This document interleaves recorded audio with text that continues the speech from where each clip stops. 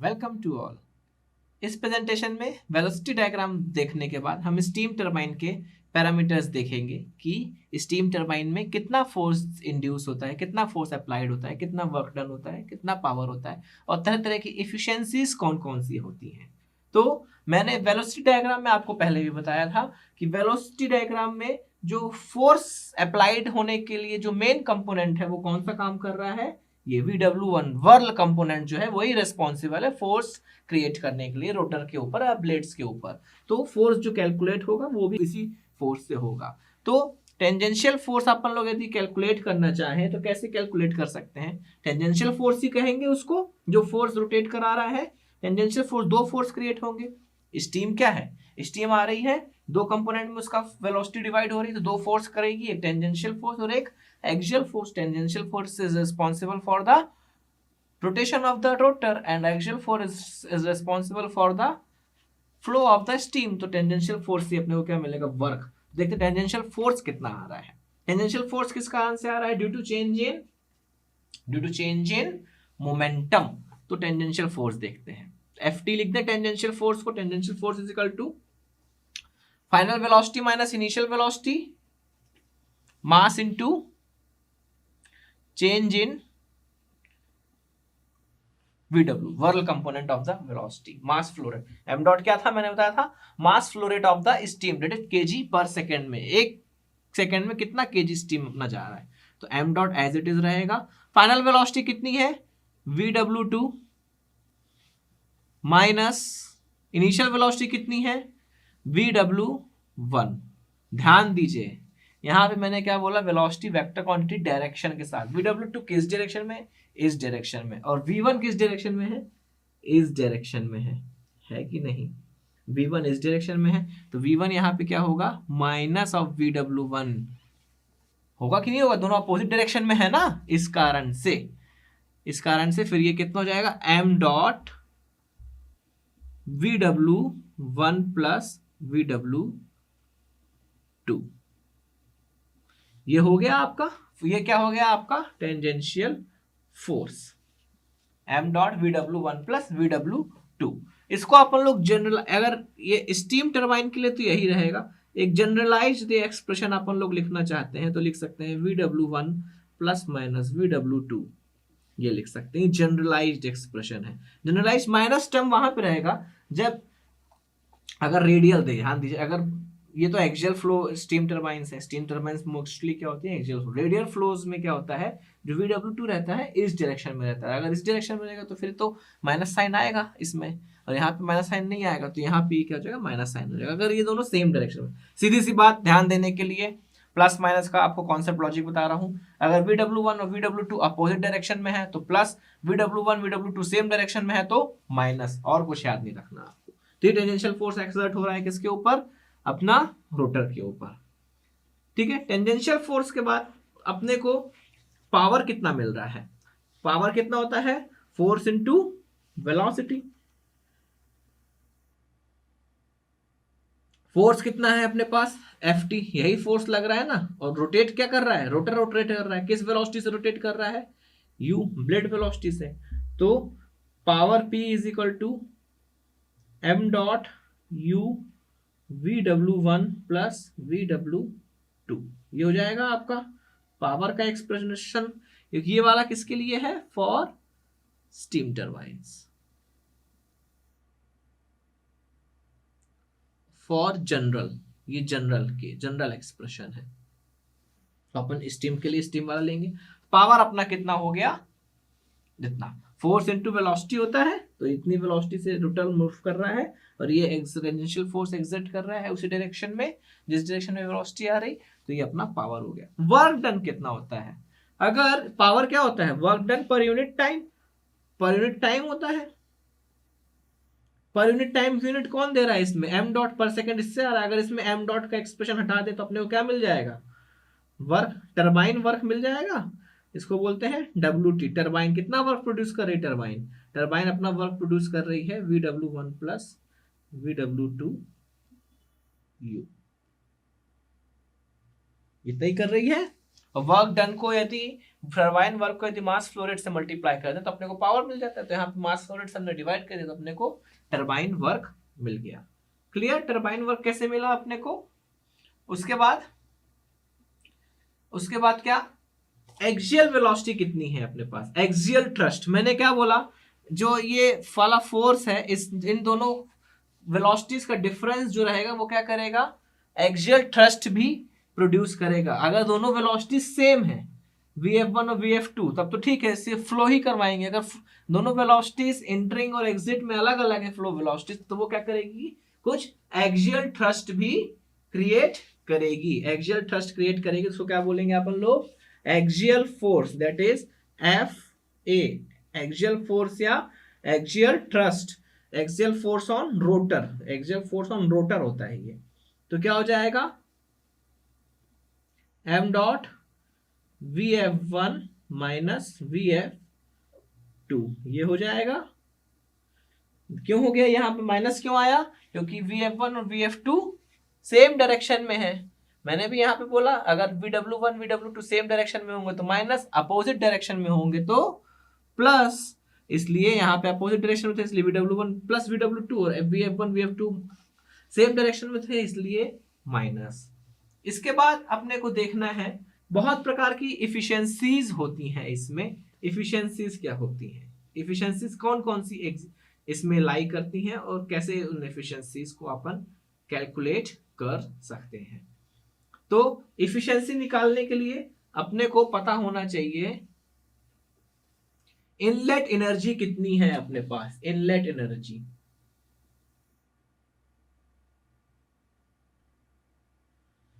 Inlet energy, energy mainly आ कहां से रही है अपने पास, स्टीम से। स्टीम से ही एनर्जी पूरा ट्रांसमिट हो रही ना। उसके बाद एनर्जी, स्टीम में कितनी एनर्जी, स्टीम कहां से आ रही है, रोटर में, नोजल से। स्टीम की हीट एनर्जी पहले किस में कन्वर्ट हुई, काइनेटिक में। तो उसमें तो कोई उसमें वो हुआ नहीं, कुछ ट्रांसफर हुआ नहीं। अब वो काइनेटिक एनर्जी किसको दे रही है, रोटर को, तो तभी तो एफिशिएंसी निकालेंगे। तो स्टीम अपन लोग ने ब्लेड एफिशिएंसी निकालना है अपने को। एफिशिएंसी कौन सी निकालना है बाद में देखेंगे, पहले इनलेट एनर्जी। जो ब्लेड में स्टीम आ रही है उसकी इनलेट एनर्जी कितनी है। ब्लेड में स्टीम किस वेलोसिटी से आ रही है, v1 वेलोसिटी से। एब्सोल्यूट वेलोसिटी कितनी है उसकी, v1 वेलोसिटी। तो ब्लेड की इनलेट एनर्जी कितनी हो गई, v1 square upon 2, v1 square upon 2 हो गई। उसके बाद अगर इनलेट पावर पूछा जाए तो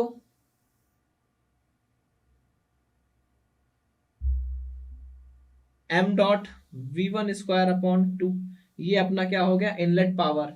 ये तो क्या था अपना, ये क्या था, ये अपना इनलेट एनर्जी थी। ये एनर्जी फॉर्म में लिखा हुआ है, याद कीजिए कैसे, कहां से आया ये, कहां से आया ये एनर्जी फॉर्म में कहां से आया, हाफ mv स्क्वायर होता है ना, हाफ mv स्क्वायर, तो पर यूनिट मास था ये। तो ये v1 स्क्वायर अपॉन 2 हाफ वही तो है इनलेट एनर्जी। काइनेटिक एनर्जी कितनी होती है, काइनेटिक एनर्जी तो आ रही है अपनी, तो kinetic energy 1 upon 2 half mv square होता है। तो अगर पर यूनिट मास में निकाले तो v1 स्क्वायर अपॉन 2, यही तो इनलेट एनर्जी रहेगी। और अपने को यदि पावर चाहिए तो उसको मास फ्लो रेट से मल्टीप्लाई कर दें तो कितना हो जाएगा, m dot v1 square upon 2, inlet power हो गया। अब इसमें देखते हैं कि ब्लेड इफिशियंसी क्या होती है। क्या चीज देखना है अपने को, पहले देखो क्या क्या टर्म्स निकाल ली। पहला टर्म ये रहा, दूसरा टर्म अपना पावर रहा, तीसरा टर्म अपना टरबाइन वर्क रहा, चौथा टर्म अपना एक्सियल थ्रस्ट रहा, पांचवा टर्म इनलेट एनर्जी रहा, छठवां टर्म अपन निकालने जा रहे हैं क्या, ब्लेड इफिशियंसी। ब्लेड इफिशियंसी को डायग्राम इफिशियंसी भी कहते हैं, और क्या कहते हैं, ब्लेड अथवा डायग्राम इफिशियंसी। ब्लेड इफिशियंसी मतलब ब्लेड में जो एनर्जी का ट्रांसफर हो रहा है वो किस इफिशियंसी से हो रहा है, मतलब कितनी एनर्जी तुमने ब्लेड में भेजी और ब्लेड ने कितनी एनर्जी प्रोड्यूस, कितना वर्क प्रोड्यूस कर दिया, मतलब ब्लेड में कितनी एनर्जी भेजी उसके बदले में ब्लेड ने कितना वर्क प्रोड्यूस किया। तो एनर्जी क्या होती है, एफिशिएंसी क्या होती है, आउटपुट अपॉन इनपुट। इसको NB से रिप्रेजेंट करेंगे, N ब्लेड से। तो आउटपुट क्या है अपना, टरबाइन वर्क और इनपुट क्या है अपना, क्या दे रहे हैं अपन लोग, इनलेट एनर्जी। अगर ध्यान दीजिए, अगर वर्क वाला एक्सप्रेशन यूज करेंगे तो आपको एनर्जी वाला यूज करना पड़ेगा, यदि पावर वाला यूज करेंगे तो इनलेट पावर वाला यूज करना पड़ेगा। ध्यान दीजिए, तो अपना वो कितना है, टरबाइन वर्क कितना है अपने पास, VW1 plus VW2 U। Inlet energy कितनी है अपने पास, देखिए इनलेट एनर्जी निकालिए, ये सब तो आप कैलकुलेट खुद ही कर सकते हैं, कितना हो जाएगा 1/2 V1 स्क्वायर, इतना हो गया। तो अपने पास ब्लेड इफिशिएंसी कितनी बची, NB से रिप्रेजेंट करते हैं, मैंने बोला 2U VW1 plus VW2 upon B1 square, ये क्या हो गई आपकी blade efficiency. This is also called diagram efficiency. उसके बाद एक और इफिशिएंसी होती है, क्या उसे बोलते हैं, ये आपका सातवां हो गया, क्या, नोजल इफिशिएंसी।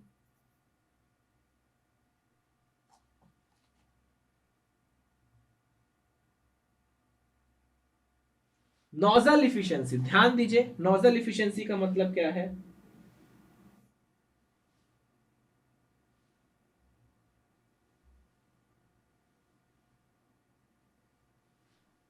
नोजल में क्या हो रहा है, हाई प्रेशर स्टीम, ये यहां से स्टीम क्या हो रही है, ये इस इंथैल्पी से, इसको अपन नाम देते हैं H0, इस इंथैल्पी से अगर आइडियली स्टीम क्या होगी,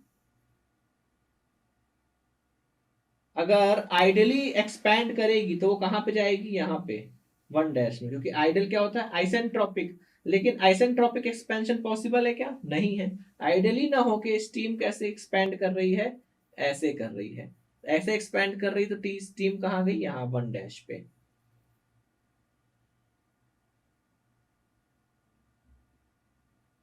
वन बोलेंगे इसको, 1 डैश तो इसको दिए हैं, यहाँ पे जो इंथैल्पी मिल रही है अपने को H1। तो नोजल इफिशिएंसी क्या कहती है, nozzle efficiency, it is the ratio of actual enthalpy drop in the nozzle to the isentropic enthalpy drop in the nozzle.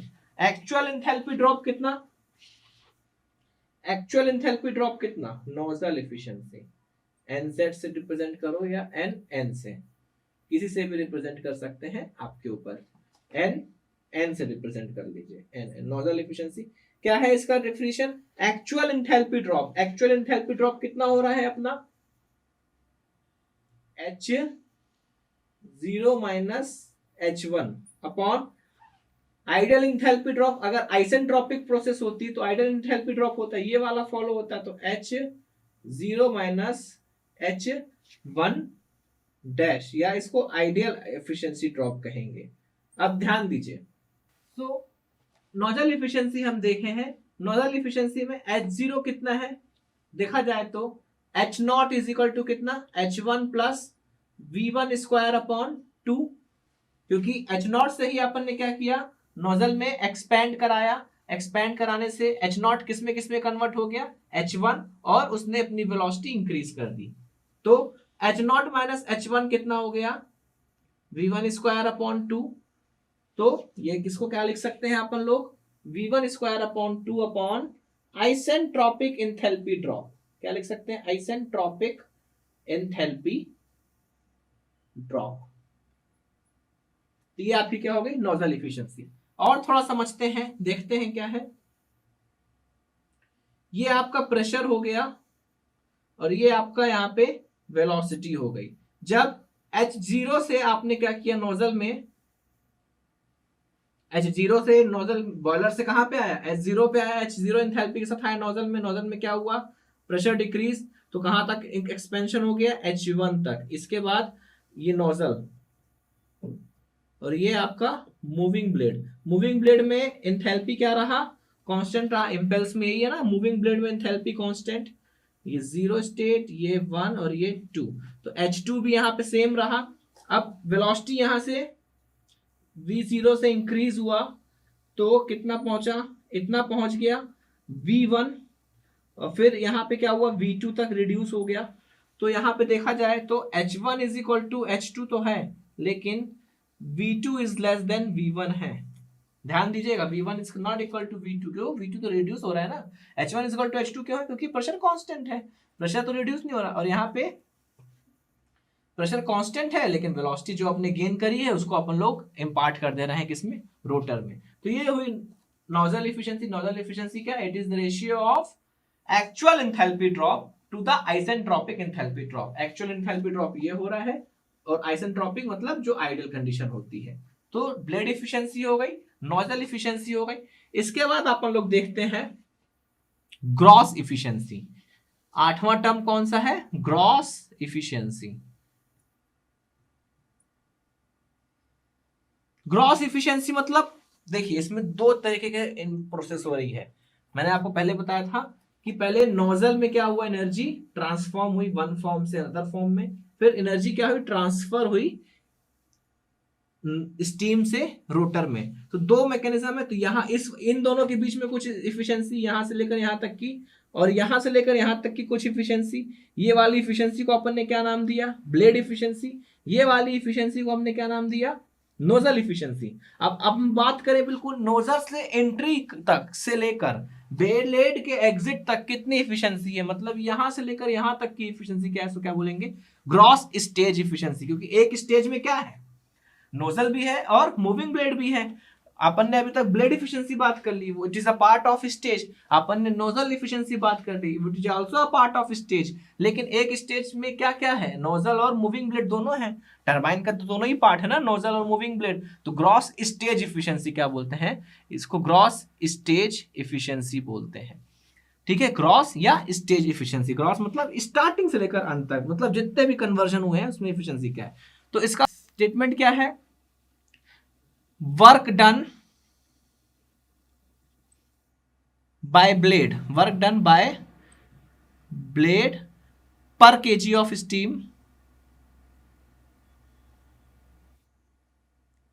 Upon theoretical isentropic efficiency drop. Isentropic enthalpy drop in the nozzle. ठीक है, starting में से लेकर अंत तक कितना रहा है अपना। तो अंत में अपने को क्या मिल रहा है, वर्क डन मिल रहा है ब्लेड से, और स्टार्टिंग में क्या हो रहा है, एंथैल्पी ड्रॉप हो रही है। तो इस यहां से लेकर यहां तक की इफिशिएंसी क्या बोलेंगे, ग्रॉस इफिशिएंसी। अब इसको हम थोड़ा सा तोड़ते हैं तो देखते हैं क्या बनता है।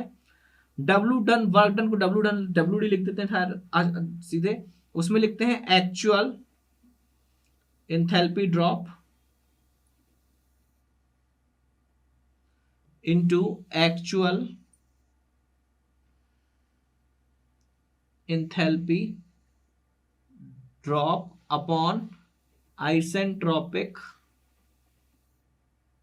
enthalpy drop. यही है, ये दोनों कट जाएगा, यही एक्सप्रेशन बनेगा। अब इस एक्सप्रेशन को देखिए, ये वाला क्या बना रहा है, actual enthalpy drop upon isentropic enthalpy drop. Nozzle efficiency हो गई ये वाला, और work done upon actual enthalpy drop को क्या लिख सकते हैं अपन लोग, W V1 square upon 2G 2। इसको क्या लिख सकते हैं, actual enthalpy drop V1 square upon 2। तो ये वाला एक्सप्रेशन क्या बना रहा है, ब्लेड इफिशिएंसी, और ये वाला एक्सप्रेशन क्या बना रहा है, nozzle efficiency. So gross efficiency और stage efficiency is the product of blade efficiency and nozzle efficiency. Clear. Gross efficiency देखिए, टरबाइन में क्या दो चीजों से बनी है टरबाइन, नोजल और मूविंग ब्लेड में। नोजल में अपना कन्वर्जन हो रहा है और मूविंग ब्लेड में अपना ट्रांसफर हो रहा है। तो दोनों अपनी अपनी एफिशिएंसी से हो रहे हैं। तो स्टार्टिंग से लेकर एंड तक जो भी एफिशिएंसी रही अपनी, उसको बोलेंगे ग्रॉस एफिशिएंसी। और नोजल एफिशिएंसी सेपरेट है, ब्लेड एफिशिएंसी सेपरेट है। ये तीन प्रकार की एफिशिएंसीज हैं जो कि स्टीम टरबाइन में वर्क करती हैं, आपको पता होना चाहिए। इसके बाद कुछ लॉसेस रहते हैं। लॉसेस देखते हैं क्या। अब मान लीजिए इसके बीच में कुछ फ्रिक्शन है, इनके बीच में कुछ फ्रिक्शन है, तो यहां पे फ्रिक्शन कारण कुछ एनर्जी लॉस होगी। 9वां टर्म लिखते हैं energy lost in the blade passage due to friction. Blade passage कैसा रहेगा, ऐसा रहेगा। इस बीच में यदि कोई फ्रिक्शन है तो उसके कारण कुछ एनर्जी लॉस हो गया, वो कैसे निकालेंगे अपन लोग। अब ब्लेड में जो मूवमेंट हो रहा है स्टीम का, जब स्टीम ब्लेड के कांटेक्ट में आए तो अपनी उसके एब्सोल्यूट वेलोसिटी का कोई रोल नहीं रहता। जब ब्लेड के कांटेक्ट में आ गए तो काहे का रोल रहता है, रिलेटिव वेलोसिटी का। तो इनलेट में रिलेटिव वेलोसिटी कितनी है अपने पास, VR1, और आउटलेट में वेलोसिटी कितनी है, VR2। तो इनलेट की एनर्जी कितनी हो गई, VR1² 2, और आउटलेट की एनर्जी कितनी हो गई, VR2² 2। इन दोनों को डिवाइड कर देंगे तो VR1² माइनस VR2² 2। ये अपना क्या हो गया, energy loss due to friction. और यदि power loss due to friction बोलेंगे तो मास से मल्टीप्लाई कर दो, ms mass of steam, VR1² minus VR2² 2। और यदि किलो वाट में पूछे तो 1000 से और डिवाइड कर देना। अभी ये वाट में है, अगर किलो वाट में पूछे 1000 से डिवाइड कर देना। ये energy loss due to friction between the blade passage. अब एक और टर्म बचता है, लास्ट टर्म, 10वां टर्म जिसे कहेंगे energy lost in the exit. अब एग्जिट में, अब देखिए जो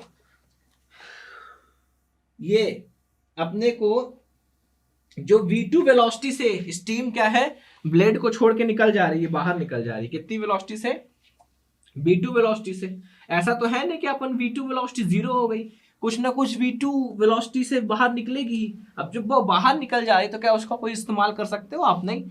तो अपन चाहेंगे कि V2 क्या हो, मिनिमम से मिनिमम हो, क्योंकि वो एक प्रकार का वेस्ट ही हो गया। लेकिन कुछ ना कुछ तो रहेगा, तो अपने को देखना पड़ेगा कितना एनर्जी वेस्ट हो रहा है एट द एग्जिट। तो वो कितना हो जाएगा, V2² 2, m डॉट कर लो तो पावर के फॉर्म में आ जाएगा, ms मास ऑफ स्टीम। ठीक है, तो ये आपका energy lost at the exit हो गया, ये energy lost due to friction between the blade passage हो गया। आई होप ये सारे टर्म्स आपको क्लियर हुए होंगे। ये सारे टर्म्स आपको इस डायग्राम के माध्यम से ही पता चलेंगे, इसलिए velocity diagram is the very important for all this calculations. I hope ये आपको समझ में आया होगा। Thanks for paying your attention.